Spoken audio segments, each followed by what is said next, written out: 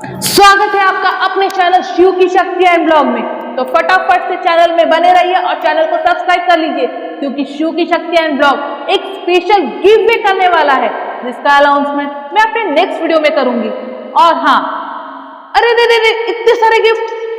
जी हाँ, यही तो स्पेशल और सरप्राइज है। ये सारे गिफ्ट आपके होने वाले हैं। उसके लिए आपको कुछ नहीं करना है, फटाफट चैनल को लाइक करिए और हाँ, वीडियोस को लाइक करके अपने दोस्तों में ज्यादा से ज्यादा शेयर करिए और ये सारे गिफ्ट अपने घर ले जाइए। और हाँ, हमारे चैनल को सब्सक्राइब जरूर कर लीजिएगा, ताकि हमारे वीडियो का नोटिफिकेशन सबसे पहले आपको मिले और ये गिफ्ट आपके हो जाए। राम और लक्ष्मण से मुलाकात, एक नई यात्रा की शुरुआत। कैसे हुई राम और लक्ष्मण से मुलाकात हनुमान की?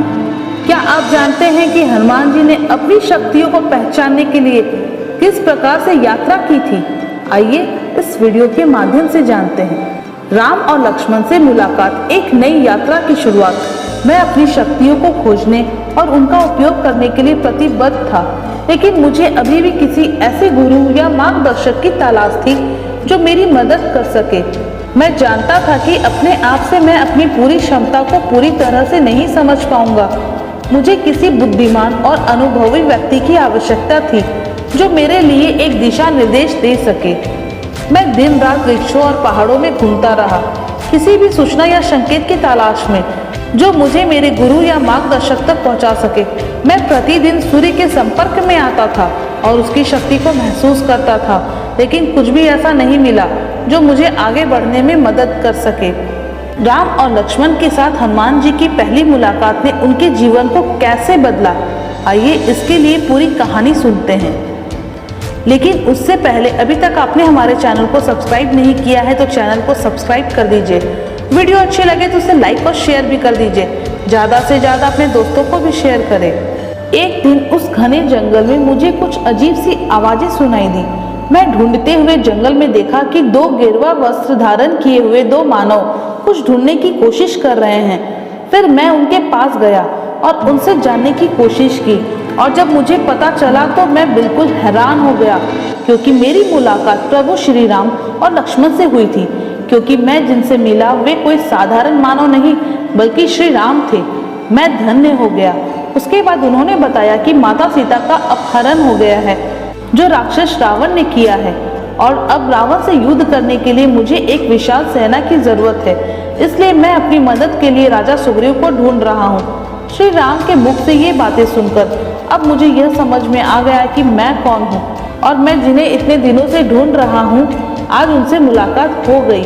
तब मैंने भी प्रण लिया कि अब हमारा एक ही उद्देश्य है, माता सीता को रावण के चुंगल से मुक्त कराना।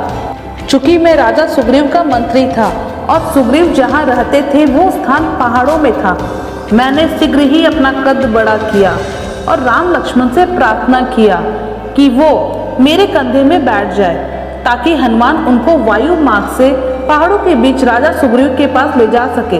और फिर वे मेरे कंधे में बैठ गए। मैं तो धन्य हो गया था। फिर श्री राम की मुलाकात राजा सुग्रीव से हुई। उनका भी जीवन धन्य हो चुका था।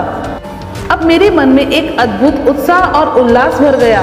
लंका, सीता माता का अपहरण, राक्षस रावण, ये सभी घटनाएं मेरे लिए एक नई चुनौती और एक नया अवसर था।